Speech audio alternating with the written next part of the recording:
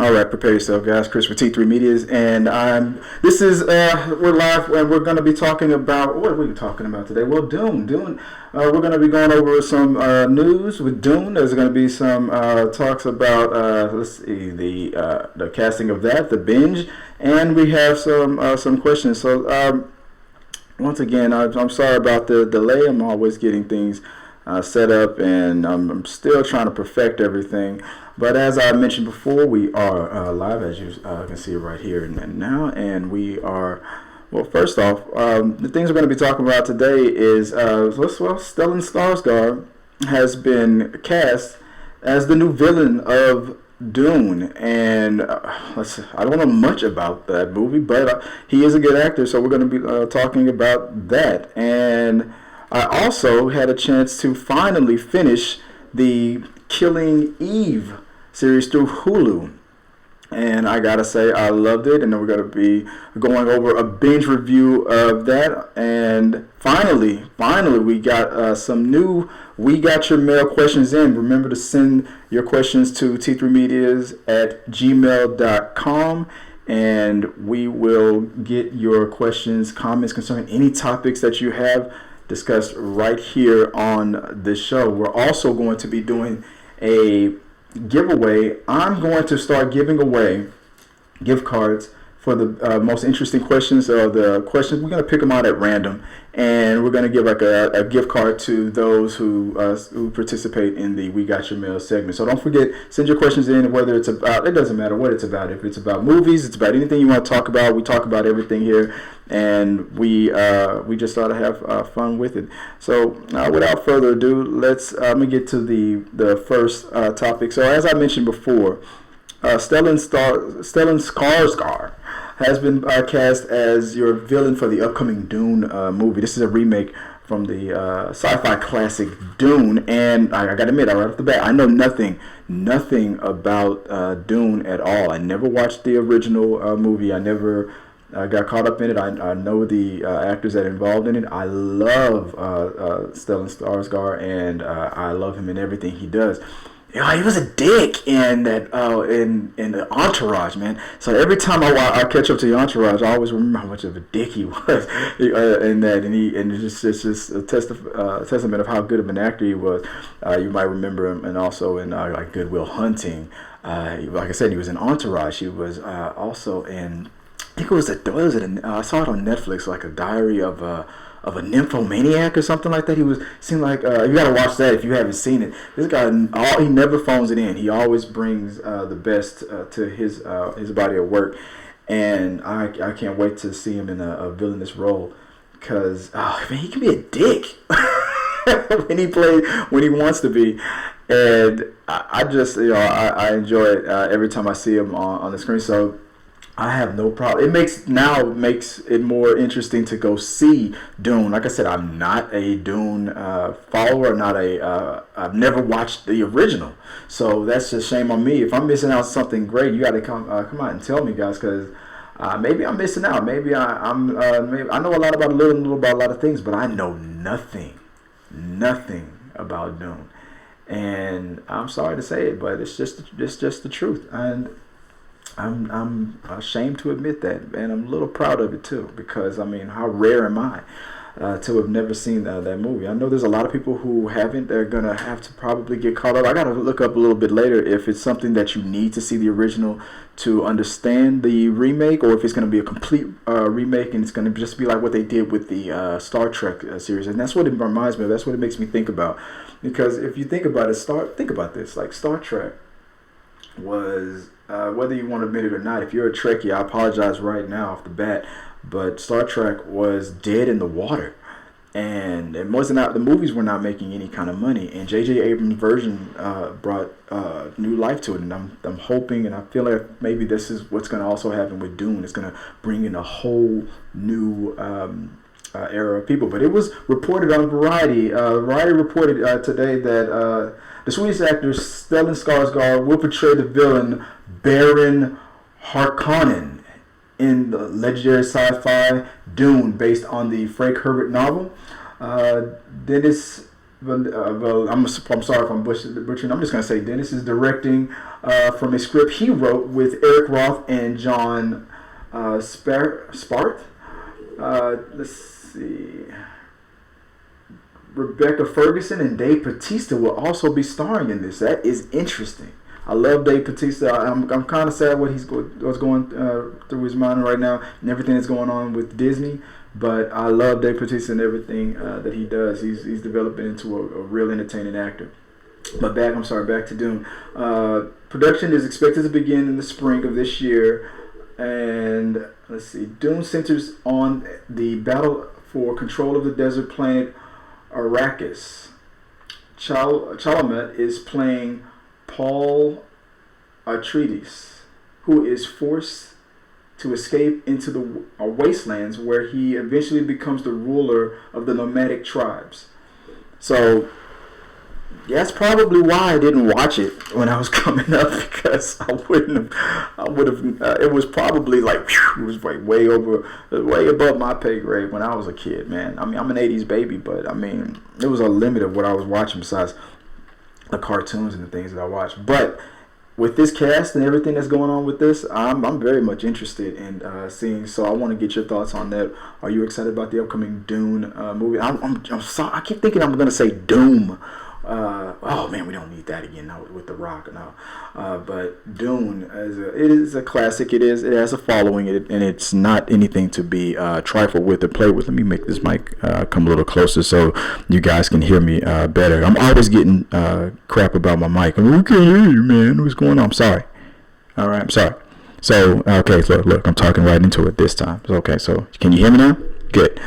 All right, so let me move on to the next topic. So I'm going to give a quick binge review. We're going to move on to the binge portion of the show.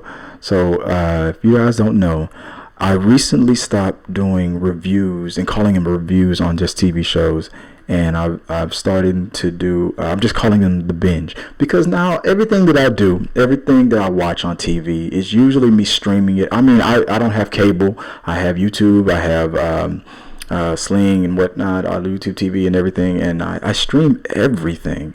So now to say that I'm doing a review of a TV show is no. I just like when I do a review on Netflix or Hulu, even if it's a series, original series, anything. I'm still watching it on a streaming platform, YouTube TV, Sling TV, Hulu, Netflix, Amazon Prime. Doesn't matter. I don't have cable, so everything that I'm watching is being streamed. I'm not broadcasting directly from TV anymore. I'm not doing that. So everything is being binged. I'm pretty much binge watching everything now. So now everything regarding television is the binge, and it's so I've eliminated the playlist for TV. So everything TV related has been moved to that playlist. Anything that I'm doing a recap or a review of a TV series, it's going to be the binge, because I'm binge watching everything, and I'm like watching like multiple things, whether it's live or something from the past, all at the same time, or a new Netflix or a Hulu or an Amazon series or YouTube TV, Cobra Kai. Usually binge watching it, bro. So I mean, why not? So that's why I'm calling everything the binge. So again, thank you for indulging with me for a little bit on that one, but I want to just explain why I'm not calling them reviews and whatnot. So this is a review, or it is a recap of it. So I've been meaning to watch Killing Eve for the longest time, and I never got around to doing it. For one, me and Joy were supposed to watch it together, never got around to doing that. So I'm like, you know what, you're working too much. You're not playing with me enough, so I'm going to watch it by myself. I'm going to teach her a lesson, right? So she said she'll catch up with it later, but I finally got around to finishing it. And let me go back, if I can find it here. Where is it here? Because I started to write out the whole thing, man. And so there's going to be an article on T3medias.com on the blog, and it's going to be called "Is Jodie Comer, who plays Eve, Villanelle, not Eve, Is Jodie Comer the perfect human or just another average goddess? So look out for that. Go to that and watch that. So I'm gonna break down each episode. I'm gonna give a quick little breakdown of Killing Eve, episode by episode. Now, except for the last two, I just finished the last two, so I didn't have time to prep the last two. But we'll just talk about the ending a little bit later at the end too. So like this first 7, I think that I started writing in. I'll finish writing it up, but I didn't, for sake of time, I didn't get too deep into it with this. So, Killing Eve just won some Grammys, and Golden Globes, and it just reminded me that I needed to catch up with that series. So what I started to write off with, I won't bore you with too much of it. I want you to actually go to the website and watch it, but let's talk about it a little bit. So here's a little bit of what I had to say about this character, Villanelle, Jodie, who plays the villain. So I first was introduced to Jodie Comer via Dr. Foster, and I couldn't stand her. I mean, I hated her and everything about her, which meant she was a brilliant actress. She did her job, because it wasn't her I was upset with. It was the character. She's doing it to me again with Killing Eve, making me feel these feelings on a human level, when I just want to be a couch potato and chill out and just be myself.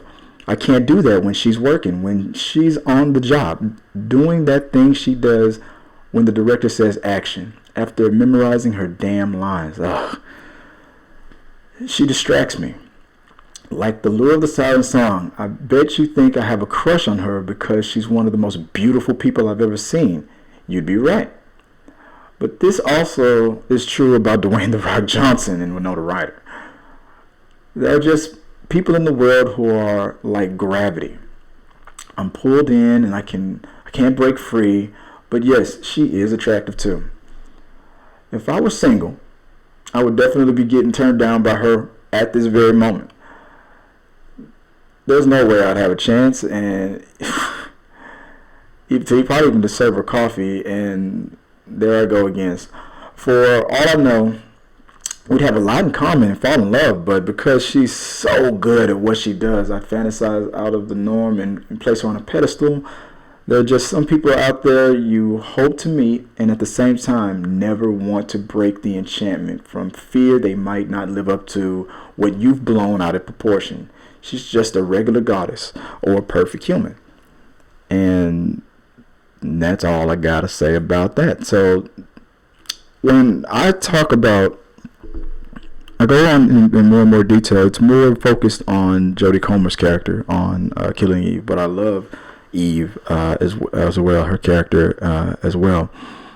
So, but I am a little bit biased because I know more of Jodie Comer from other series. So I'm getting more acclimated with everything that's going on with the BBC, because you know me, I know a little bit of something about, know a lot about a little bit of something about a little bit of a BBC, about a big BBC, but that's not what this show is going to be about. So, like I said, when I was first introduced to her, it was on that series, Dr. Foster, and dude, I couldn't stand her, man. She got on my damn nerves, but she was doing her damn job, and just so when I saw her playing when I saw the synopsis and it said she's playing a sociopath or a psychopath, I was like, oh, it's interesting. As much as I hate her because of that other character, I can't stand her, but maybe she's gonna do it again to me. But ironically, I don't know. I don't know why I would rather deal with her character on Killing Eve versus what she was. Sweet woman, but oh no, there's something about that. Look, if you don't know anything about Dr. Foster, this the second season, which she really pissed me off. I couldn't stand her. But that was on a personal level. I got some issues. It was too close to home, and it's probably what I'm dealing with right now. But I'm not going to talk about that. It's for another show. Look. Let me go into what each episode is talking about. So let's start with let's do a little quick binge review of each one. So real fast, let's rapid fire. So this episode 1, Nice Face. Well, everything that was happening right from the beginning. You got introduced to Villanelle when she first was in the ice cream shop, trying to be more human. I guess she was sitting across from this little girl eating ice cream with her mom, and she tried to visually interact with Villanelle and smiled at her a little bit, but Villanelle couldn't process it. Psychopaths have a little difficulty, registering what's going on, so they have to fake it. They don't have these feelings. They can't process them or display them normally, so they have to fake it. If you want to fit in, you have to fake that smile. You fake it till you become it, but I don't think they ever really become it. You fake it till you make it. It's probably where it came. Probably a psychopath came up with that saying because he knew it. But when she noticed how the little girl turned away from her and started interacting with the creepy little pervert kind of ish ice cream shop keep guy who was smiling at a little 6-year-old a little too hard for my taste, I was like, what the hell's going on? So when Villanelle knocked her ice cream over just to entertain herself, she likes to cause harm. It set the tone for the whole show. This person loves to pretend to blend in. She uses her looks to lure you in, put you in your comfort zone, and then bam, turns your whole world upside down. Perfect tone that was set for this opener. So Eve is she works for the British intelligence, and she's trying to catch these serial killers. She's the one who comes up with the theory that maybe it was a woman who's been doing some recent assassinations of these high profile influential people out there. Because some guys that for such a subtle kill and for such a some of these kills were done in such a quiet, subtle way. It gave her the impression that the person didn't see it coming or didn't feel like he was in danger at all until it was too late, which indicated maybe he was being lured in by a woman. You underestimate guys underestimate women all the time. Don't underestimate this one because she'll fucking kill you. So. It sets the players in motion of cat versus mouse. We got to catch this person. She's out there. I think there's a highly trained and successful assassin out there, and there's people in high places that are keeping her protected. And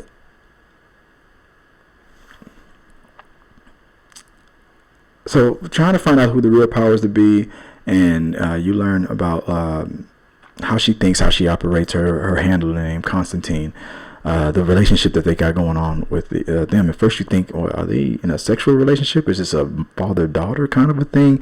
It's some kind of tension there. But Constantine turns out to be a guy who really, he knows what he's dealing with. So he plays the game, but he's not playing any games, if that makes sense. So Villanelle is always trying to get his guard down, befriend him. That's what she does. She gets you to let your guard down, and she sucks you in. She doesn't really have him fooled yet, but at the same time, he doesn't have her fooled either. And you learn about that a little later.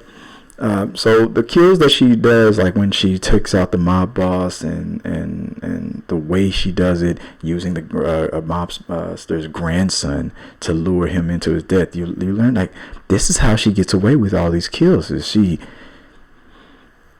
if she's making it into a big mess, or if she's making it look like a suicide, no matter, she finds these clever ways. She studies her prey, and she finds these clever ways. She knows how to get you. If you're the unobtainable, she finds a way to obtain you. She's very good at it, and it's proven right from the bat, from episode 1, why she's been so successful. And that's why it's probably called Nice Face, because that's what she uses. She lowers your guard. She gets you to look away. She's hiding in plain sight in a lot of ways. Very well hidden person, and she's smart, man. So when it finally got down to the table being set, and and how she was described by, let's see, I can tell if you love her daughter. Okay, so I wrote about this a little bit, and she seems to truly get like Constantine. She seems to care for him, but that's, again, she's a psychopath, so she can't feel anything really for anybody. but there's something that's there. And there's a respect even from Eve's point of view, from before she even knows who this person is. There's a instant fan or celebrity worshiping kind of a thing going on. It's very, very weird. And also, it's very, very funny. I would say like this was like dark comedy, but it's like 30% comedy. The rest is very serious, but it's a very, very funny. I didn't expect it to be so funny, and I had a real good time with this episode. Not to give too much away with it. If you haven't seen it yet, it's been a year. Season 2 is probably going to be coming up pretty soon in the next couple of months or so. But go check it out, and you won't be disappointed. Get through the first 2 episodes, you'll be hooked. It's very easy to get hooked on this. It's mostly because of Jodie. Now, okay, so episode 2 of Killing Eve.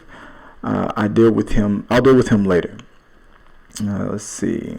Coincidence of Eve unofficial task. There hardly any money involved. Okay, so when Eve finally gets fired from her job and everything after learning too much and getting everything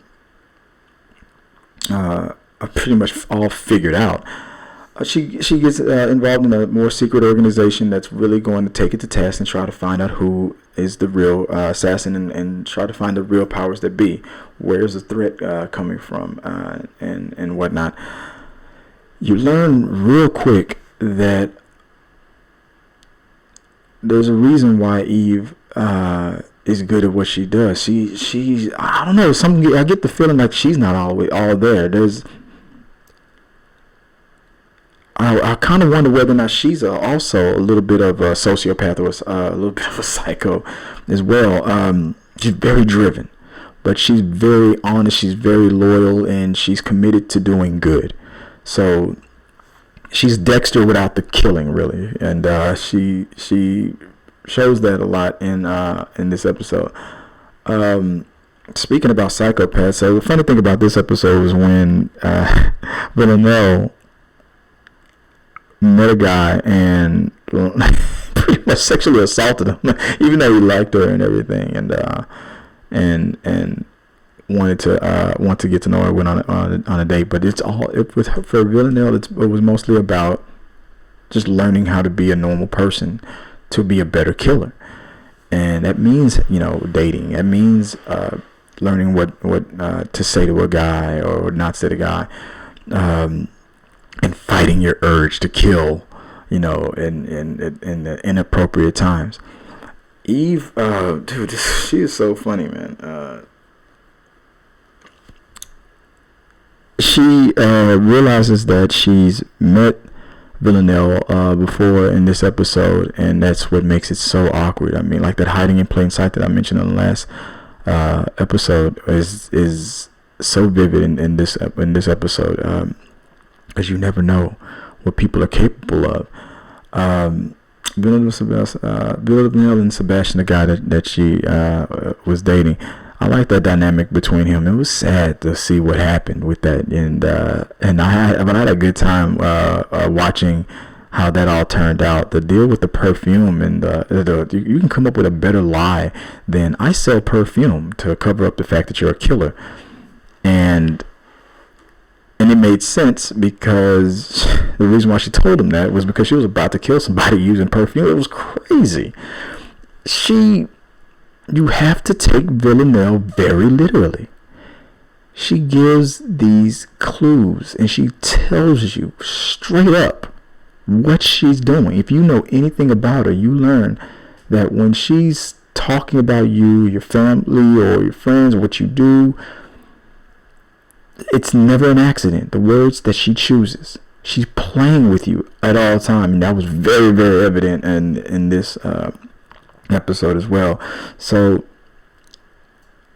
seeing how she is very quick on her feet, uses her femininity and her beauty to weave her way in and out, hide in plain sight, hide and blend in. That doesn't matter.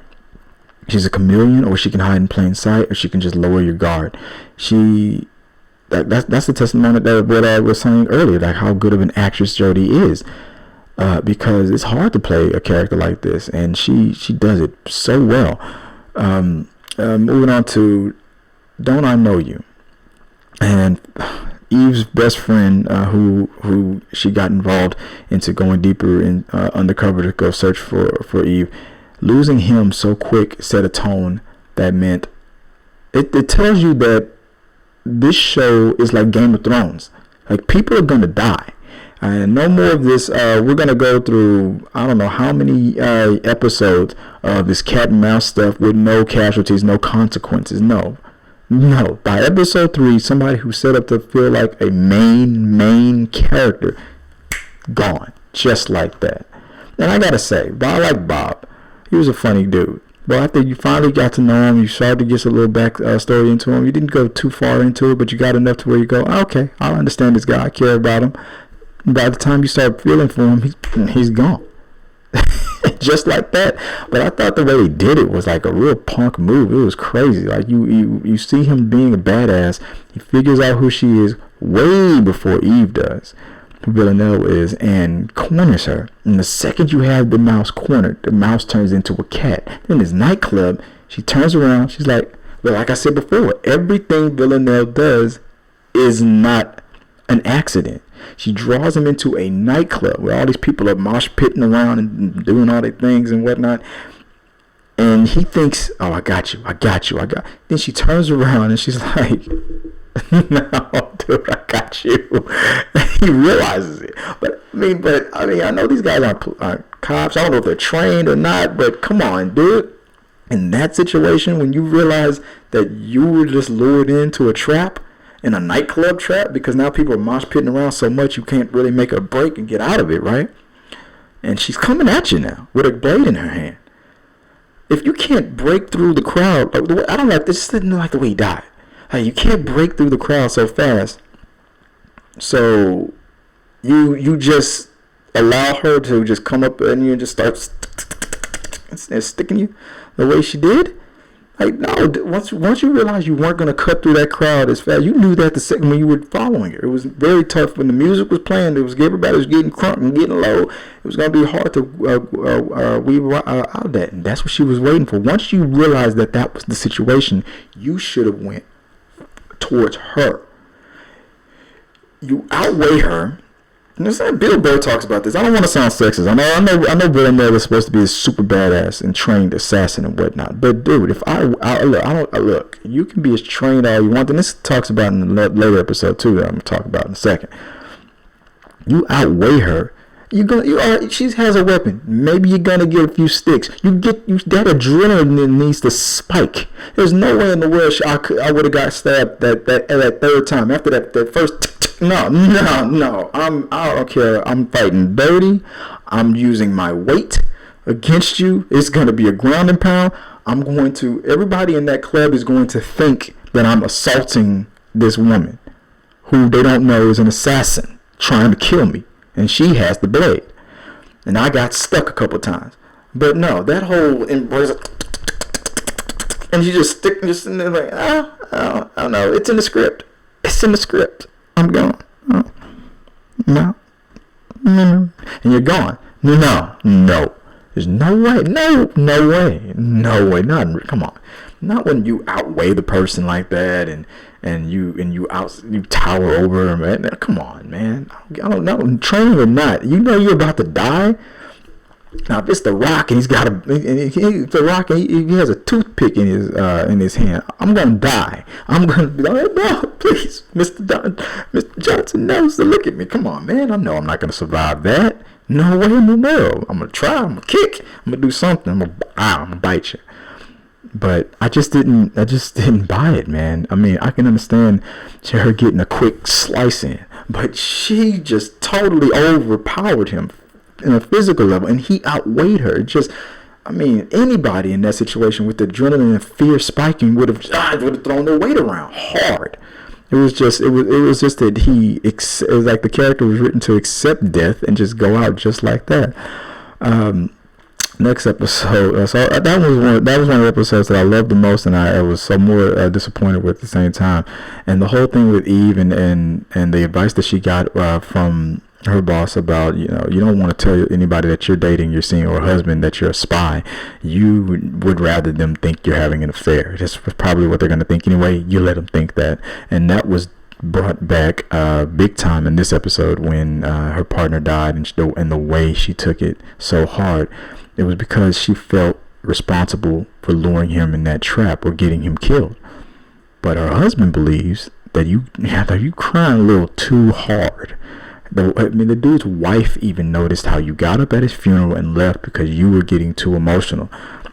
Oh man, it was a real awkward and awesome moment in that episode. So, episode 4, Sorry Baby, was something that I've seen online so many times, been over marketed a lot, and people love. This is a pivotal moment when things change for every character. Eve at this point is thinking, it's personal. I'm coming to kill you. I'm coming to get that bitch for what she did to my friend.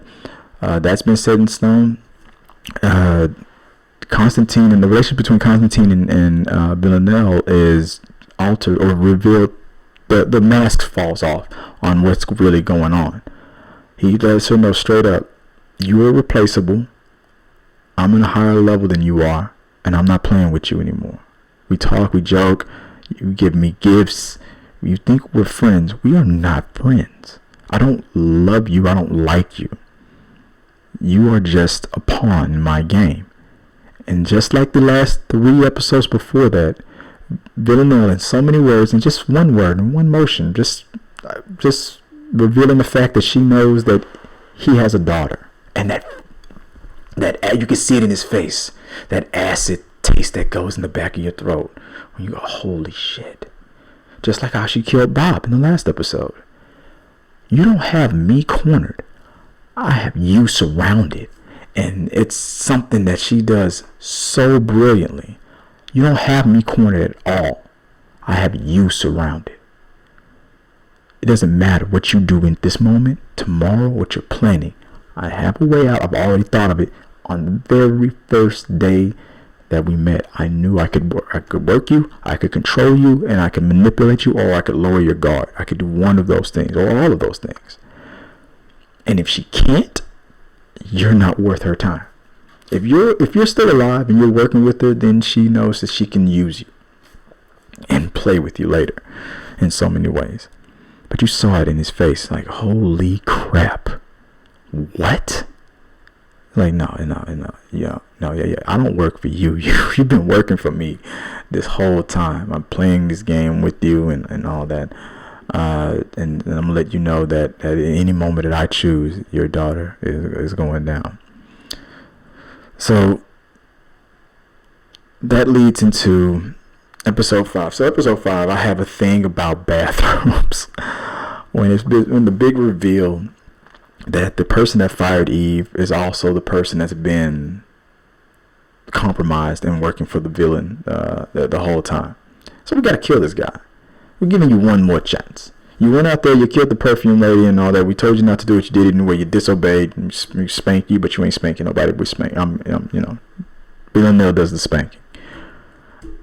So we need you to work with a partner. And the cool thing about it is we team her up with some assassins that she has a history with. It was rough.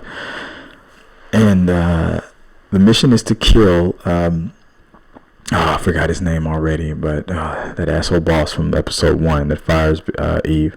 The mission is to kill him because he's been made, and we have to tie up all loose ends.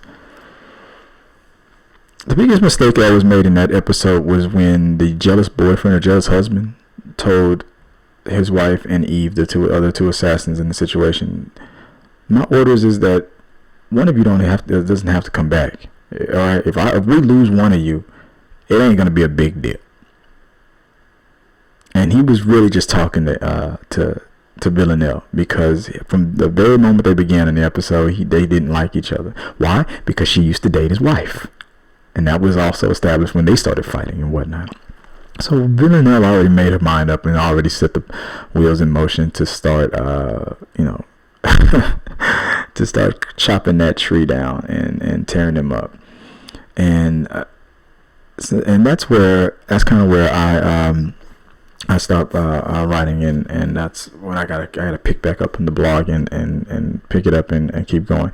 So for the rest of it, I'll bunch it all up and I'll wrap it up real quick. So by the time we get to episode 6, 7, and 8, when I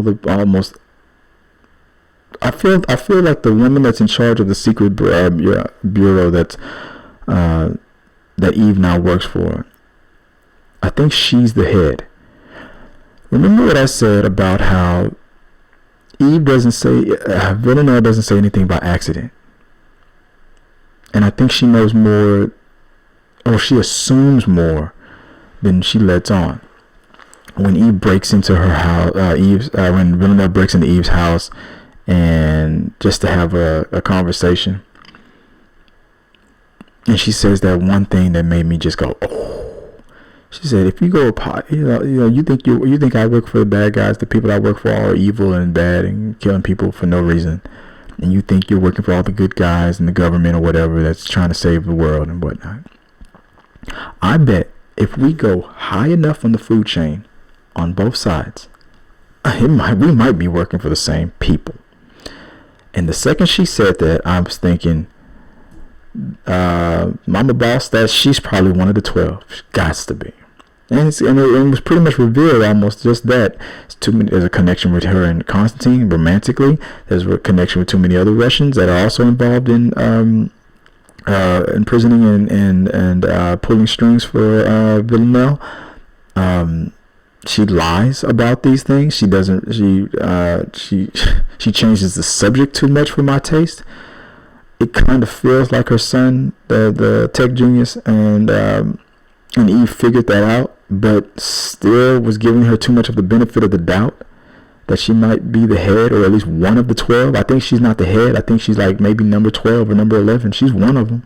She is one of the 12, and that was obvious to me the second she was lying about her relationship with Constantine, and Constantine barely weaseling his way in and out of Eve's little questions and stuff. Eve isn't being fooled by any of this shit. So overall, I mean, I'm gonna stop there because the way the first season wraps up and ends with the big clash between Eve and Villanelle was very, very entertaining. It was like a full circle. Life is a wheel. Things came around at the end. Everything that was being done to Eve, the whole cat. So you thought I was the mouse. Villanelle said, you thought I was the mouse. You realize that you're the mouse. I'm the cat. And then Eve was, oh no. Now I'm the cat. Now you're the. And it went back and forth. There's a respect there and a genuine need of the other person's approval. It's very weird. And in any moment, I feel like you can kind of really tell that if there was only one other character in the show that Eve actually felt like it looked like she really cared about that died, one of her victims. I mean, that Villanelle cared about, and Eve seems like another one. And that person even told her it was another ex, and she was like, "You need to be careful. You are her type." Now, I don't think that was said as an accident. I think, and I'm gonna wrap it up with this one. Season 1 of Killing Eve was very funny, very gritty, and one of the best cat and mouse assassin cops and robbers kind of show I've seen in a long, long time. And the fact that you had this assassins thing going on with these lead women is so different, and at the same time so necessary, especially with what's going on with nowadays.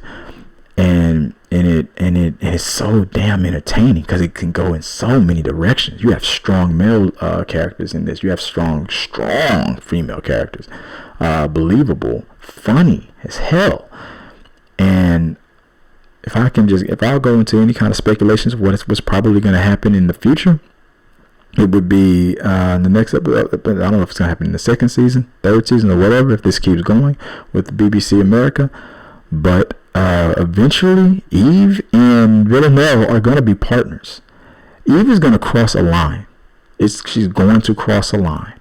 And Villanelle will probably start being a hero after a while and start doing I feel like Eve is going to be the thing, or the partner that Villanelle is going to be the partner that Eve is going to need to take down the 12, expose the 12, and really take down who's really in charge. Now, that being said, here's what I also speculate.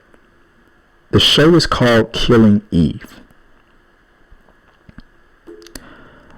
Nothing said in this show so far has ever been an accident. And this is the damn title of the show.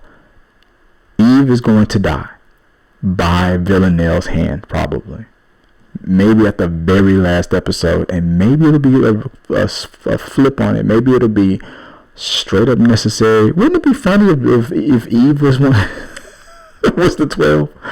But I don't think that's the case. Or her husband? Shit, right? He's so boring and whatnot. It's got to be a reason for everything, right? Nothing is said or done is done by accident. The show is called Killing Eve. Nothing has been said or done but has been done by accident. Everything has been subtle, but on purpose. Right in your face, hiding in plain sight. Straight up gritty, and you didn't even see it coming kind of stuff. The title of the show is Killing Eve. The name of the show is Killing Eve. Eve is going to die. I think that's exactly where we're going with this. She's gone. She's fucking out of here. And I think Villanelle will be the reason why she dies, or maybe a twist. Maybe she'll bust her ass to save her. I don't know. Whatever they're gonna decide to do, it's gonna be good. I can tell, because this was an awesome season. Had a lot of fun with it. I binged through it really quick, and I gave a little bit of the first 5 episodes on it, so you could decide that for yourself and let me know what you guys think, and comments. Send that to T3Medias@gmail.com, and let's talk about it a little bit more. I had a good time, a real good time with this show, and it's not just because I think that Jodie is a goddess, an average god. What did I say? I said she's either just a regular goddess or a perfect human. I'm sorry, there's something about that girl. Got to be more careful. With that out the way, guys. Okay, let's move on to the. I'm gonna move on to the last bit of this, and that's going to be the We Got Your Mail portion of this. So send all your questions, comments, concerns. Send it in, like I said, to T3Medias@gmail.com. I want you to tell me about anything on your latest movies, TV shows. You want some love advice? I don't give a damn. I mean, we'll talk about everything. I mean, like I said, I know a lot about a little about a lot of things. What I do know is I am also going to give away a gift card to those who give the best questions or the best topic to talk about. So with that out the way, let's move on to the first question. And the first question, let's click on it here, comes from Cutageous regarding my video on Bird Box. Cutageous, she writes, the clue was the outbreak started in Russia. Spoiler alert if you haven't seen it. Portals to other dimensions bring the creatures to our dimension. The portals are in Russia. LOL, nah, really, I don't know. Now, all she said was that we're talking about the monsters that spoiler alert, guys, if you haven't seen it yet, Bird Box on Netflix. If you, the outbreak begins in Russia and finds its way over to the state. So she believes that there's a portal where these demons are coming out that's causing these people to, when they see them, kill themselves, or crazy people who just are immune for some strange reason. But sane people kill themselves when they see these monsters. The monsters are implied upon, but drawings, but you're never seen, which pissed a lot of people off. Reminded a lot of people of A Quiet Place, something I haven't seen yet. A portal is what she's implying. There's a portal in Russia. So there's a portal in Russia. 5 years goes by. if you can't see these monsters, you can't see where they came from. You can't see the portal. So 5 years goes by, the kids are growing up, these monsters are still there, people are still in hiding. This movie left on a cliffhanger, or there's no real end in sight. So maybe there is a portal.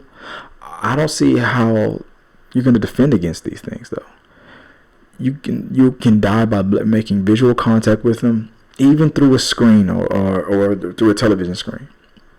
The second the image of them is revealed to your eye sockets, no matter what the media or the platform, you're gonna go crazy and kill yourself, unless you're hopefully already crazy. Here's my theory on it. Maybe let's say there's a portal that has to be closed out there in Russia. There, right? Only one of the crazies can go out and stop it, because they're the only ones that are immune to it. Does that mean that you have to go a little crazy to fight these things? Maybe. There's a second book, or the next book. I don't know if there's a series going on with it. If I was to put my little 2 cents in it, for whatever it's worth, I would say she loses one or both of her kids, and it makes her snap. So now she's like, see, I think Batman would be immune to these things because he's nuts. All right, he's a crazy man. You're a billionaire and you choose to dress up like a bat and jump off of rooftops. You are insane. So Robin would kill himself. Joker would laugh at everything. See, you would need somebody as crazy as Joker to take these things down. You have to be crazy to be immune to their power. And then in your craziness, have to want to take them down. So I don't know if these things hit you, can touch you, or anything. They seem to only use their power over you to make you kill yourself. And the people who are already mentally insane are immune. A lot of them, the insane, immune ones, seem to and could act normal.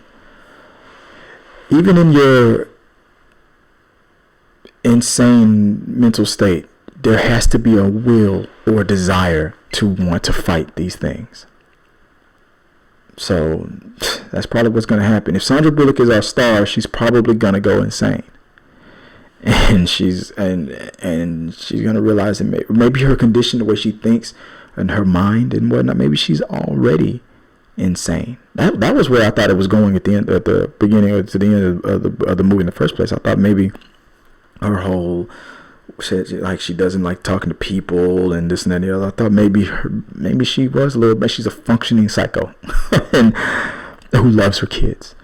So when her kids get killed, if they get killed, then especially the boy, her biological son, maybe that's what's gonna happen. She's gonna go crazy and she's gonna be like, "Oh no, I'm looking at him right now. And I'm gonna kick them. I'm going over there." And her eyes are gonna be all messed up and like, "No, you killed the man I love. You killed my kids. Hide your husbands out because they making everybody go insane over there." And I think that's what's gonna happen. That's my theory on it. But thanks for the comment, T Queries, and I appreciate it. So moving on to question 2. So this is also from YouTube. LV-426 the Basher. Whatever. Right about so I'm getting a lot of comments on my 2036 Origin Unknown video. A lot. That movie came out it's been almost a year since that dropped on Netflix. I'm still getting talk about it. Gotta do more sci-fi because you guys seem to love it when I get into the conspiracies of these sci-fi shows, right? I had to find out some other opinions about this movie. I watched it about 15 minutes and fell asleep. So did I. I then watched another 15 minutes and couldn't take it anymore. Very dull movie. That's his comment. He said it was a very, very dull movie. He did not have a good time with it. Honestly, if you don't want to come back to it, then you saw my comment about it. So I probably gave away the ending to you then on my review, The Basher. But I think I saw it like the. I'm not gonna go back and watch this movie a bunch of times, but maybe one because of the fact of how. Look what this movie did. It's got so many people on my little channel. I have thousands of people commenting on this movie, for good or for bad. Like the movie The Room, people love bashing on it. Good or for bad, this movie did something to people when they watched it. Kind of like with Bird Box, right? But try going forward a few more minutes with it. Go give it another 30 minutes from where you stopped off. Don't go back, because that's what I had to do. That's why I fell asleep, because I had to go back and rewind it so many times. I didn't watch it all in one sitting. I had to stop. I had to rewind it because I couldn't tell where we were. I couldn't tell what was going on. And a lot of people really explained it and said some crazy stuff about it. Had some theories. It was just dropping some truth on me for some reason. I felt like telling me stuff that I didn't even ask for. But it's worth going back and really taking a look at it, and because just to get to the very, very end and give me your thoughts on that, man. But I understand, man. It dragged and it felt like it plot jumped, all while staying in one room. It's weird. How do you jump out of the plot of the whole thing and make it feel like you're not even in the same movie anymore, and you never left the same. You never left the room that you started in. Weird, very weird how this movie made a lot of people feel. But I feel you on that one, man. So I see where you're coming from on that. But I would suggest give it a chance and see how you feel about it after you finish it. So moving on to the last question. The last question comes from Julius Wright, and regarding my review of the escape room that just released. I just want to know if the sister survived. Well, thanks Julius for the question. I reached out to Julius on YouTube, and I told him I'm not gonna spoil that this soon. I gave a review. I gave you my thoughts. I'm not gonna spoil the ending. It's a slasher, Saw-ish kind of film. I will mention this. Okay, let me. If I can remember what platform it was, I think it was on Facebook. Somebody said something that was kind of funny to me. Is Escape Room a prequel or a sequel to Saw, and just not telling us at all? Are they trying to? Is Hollywood trying to be sneaky? And this is really a Saw movie. And they're not telling anybody. Breaking news, guys. I'm going to break this for you right here, right now. No. One was made by Sony. Another one was made by, what was it? MGM? What was the company of the other one? There's two different companies off the bat. So, no. There's no connection at all. There's a similar theme. Torture rooms, things like that. But that's it. That's the only connection. Like the fact that escape rooms. The reason why this movie is popular now is because escape rooms have become popular in real life. And the writer obviously wanted to capitalize on that knowledge and make something about a movie, make a movie about what's this popular thing that's trending now in real life about escape rooms and people solving these mysteries and stuff. But what if they were real, kind of a thing, in the same kind of vein of a Hostel movie or a Saw or Jigsaw movie. So it's a good theory. I mean, but all you're really doing is just comparing apples to apples. Jigsaw put people into a house that they couldn't escape from, and they had to solve escape room kind of clues to get out of it and test their will to live and whatnot. And escape room is doing the same exact thing. Jigsaw must be the guy that's plotting all this stuff. Well, we know Jigsaw is dead. We know a lot of his disciples are low-key and stay out of sight. One thing I will say about the spoiler alert, guys, the people who are pulling the string, it's almost like Killing Eve.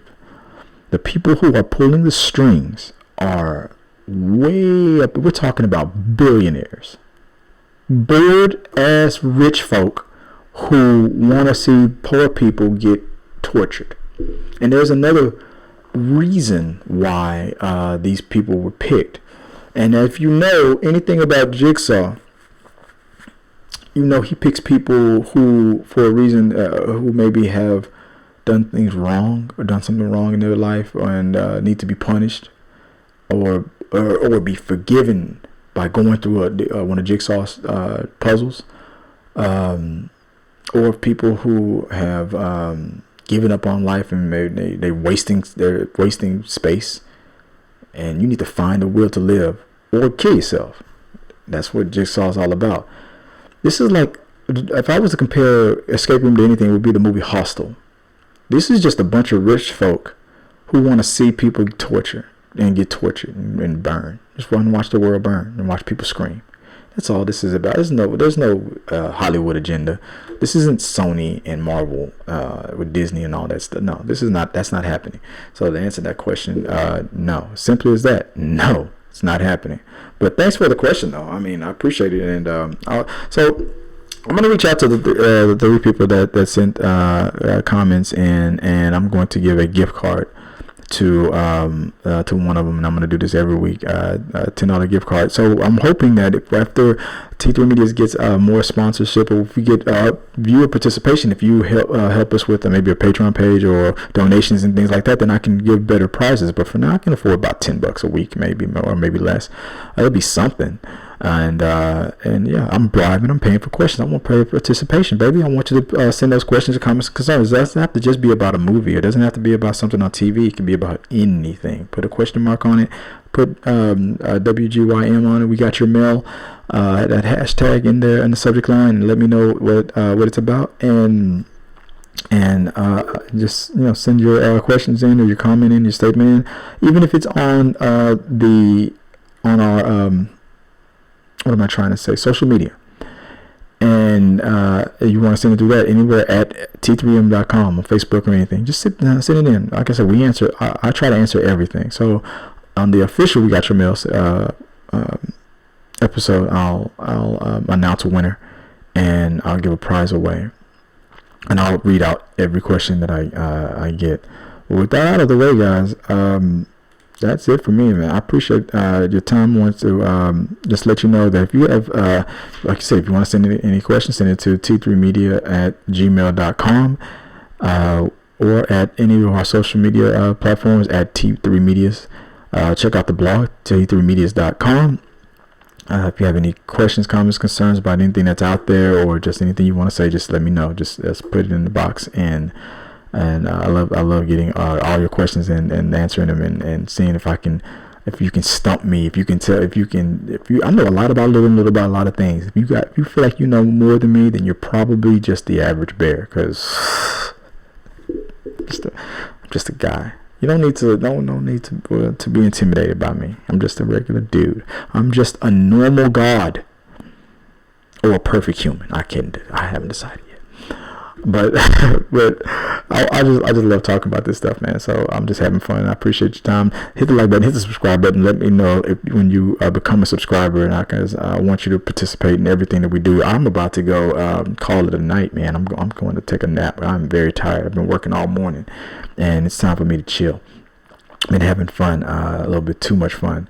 So without out the way, until next time, guys. Oh man, peace.